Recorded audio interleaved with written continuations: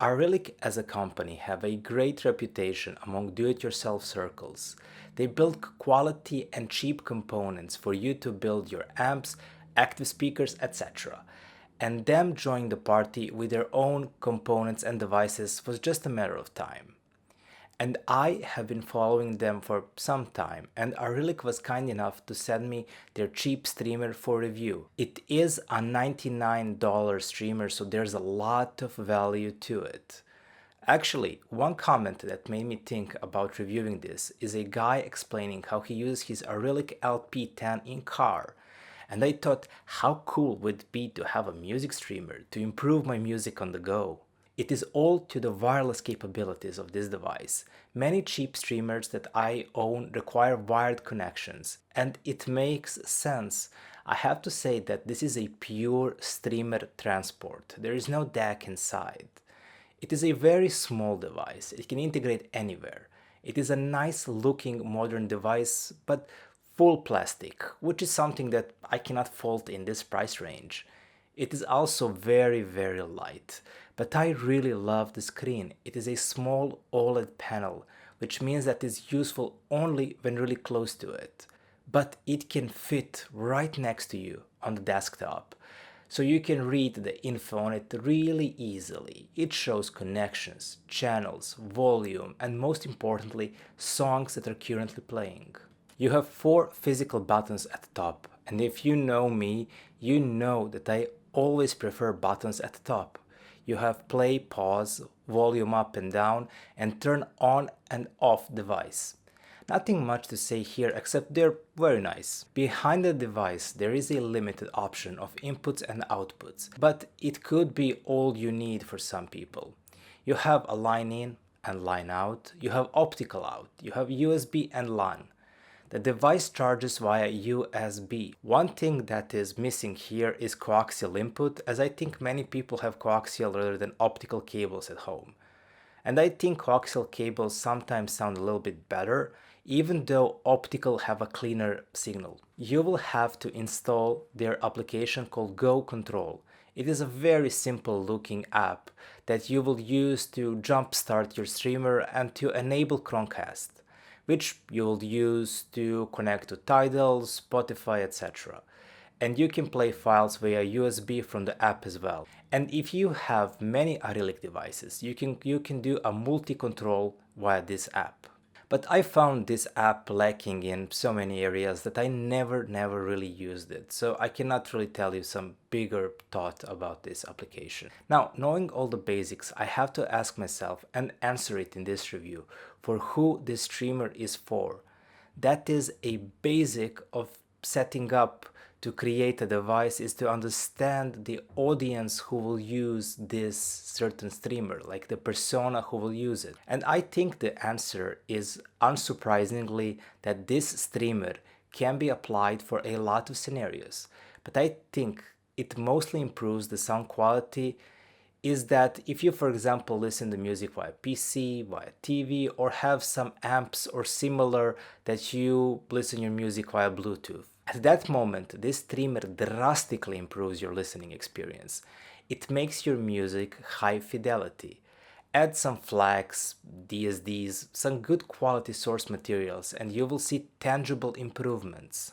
The sound that is coming from this streamer is very balanced and neutral, which means it goes well with every gear. But what it does to improve your sound is that it takes information from your source, organize it that your speakers are capable to create layers and soundstage out of it. It truly evolves your music higher. That means more details, more transparency, and more separation on soundstage. Your music will blossom. There is enough details now in both low end and in upper end for it to explain the production and mastering of components. If you pair it with a decent DAC, you will get even better results. It will get you more clarity and soundstage will open even more. But the greatest aspect of sound is that it truly remains uncluttered and spacious in mids. That is a good thing, as it will not impose its will, rather help you understand and hear the better music It will be your speaker or amp that will be the main man here to drive the color of this sound. And that neutrality brings a lot of true colority in sound, which is also great. The sound is very true to life. So whoever adds this into its system, will it be hi-fi or desktop, will see improvements in sound, I guarantee that. And it is small, wireless and cheap. You can take it to your summer house with you. You can take it in your office, at your friend's place, or at your home, and it will work as a device that enhances and improves your sound. I usually at this moment try to compare it with other devices, and there is only one on my mind. And that is a reference streamer in this price range, a Wiim Pro. And whoever comes and knocks Wiim Pro is a budget champ. Now to speak about obvious differences. Wiim is much larger and heavier device. It doesn't have screen and is not wireless like Arylic. It is a 50 euros more expensive. Now I have to say that Wiim will stay at top for now, and there are two major reasons for that. First, the really important one is the sound. Wiim is just so much dynamically richer than Arylic. It goes lower, it goes higher than Arylic, while mids are somewhere the same. That richness just makes the listening experience better on Wiim. And because of that, it helps soundstage become wider and longer. Second thing is application of Wiim is probably the best in the game. There is a lot of things to love here, and inside you get equalizing and you get some quasi room correction when paired with your phone. While you pay more, you get more. Where I see Arylic is more applicable is just its ease of use, portability and wirelessness, as Arylic fits better at my work table than Wiim. And I did not need to bother with LAN cable to connect it to my devices. I really liked that I can write and code and have this device that is displaying artist and track list. It made it more interactive, and because it is wireless, I can place it wherever I want.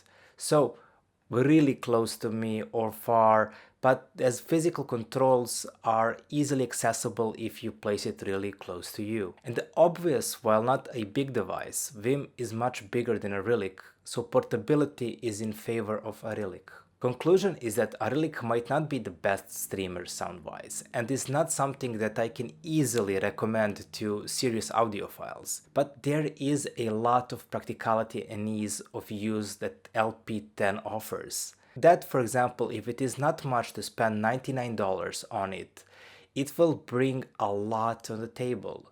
I see this is a pocket enhancer where there is no room or place for serious system or money. You just pop it out from your pocket and voila, better sound. Bring it in your car, bring it on your work, and it will do wonders, as you can always bag it and return it. You don't need extra cables. Go to your friend's house, show them that fancy flex and how they sound with a good system. In that sense, it does do many things good, and you should actually seriously think about it. You can get far worse for $99. So if you want a device that just expands your sound, to create a very neutral but very clear, transparent, with a lot of layering and improved soundstage, it is something for you actually to think, and with such a cheap price, I think this could really be something that you can easily improve everything out of your pocket. Thank you for watching, keep daydreaming, and see you soon.